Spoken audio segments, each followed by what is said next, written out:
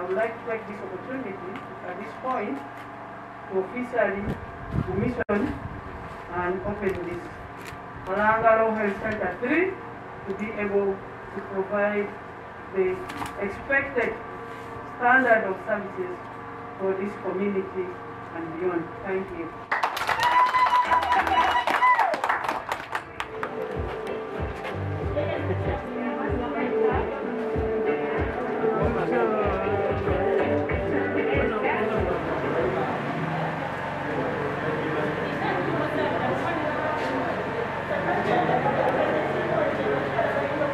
Yes, tuli basanyufu nti olunaku luno olwaleero nate nga abakitongole kya PACT tugase ettaffaali lyaffe mu kulaba nga tulwanyisa abakyala okufiira mu ssanya oba n'abaana okufuna obuzibu nga bazaalibwa olw'okuba nga bazaalira eyo mu bitundu etali bakugu. Abakyala bonna abali mu kitundu kino okweyambisa eddwaliro lino oba maternity ward eno eteekeddwawo, era tukubira omulanga abasawo b'ekitundu kino okuba nga bakola omulimu ogusaanidde. Tukubiriza maama baffe okujja mu ddwaliro lino tuguddewo epya okunywa eddagala, kubanga buli mukyala anajja mu ddwaliro lino bajja mukebera bwe bamusanga alina akawuka ka siriimu bajja kumuteera ku ddagala omwana gwagenda okuzaala abeere nga si mulamu.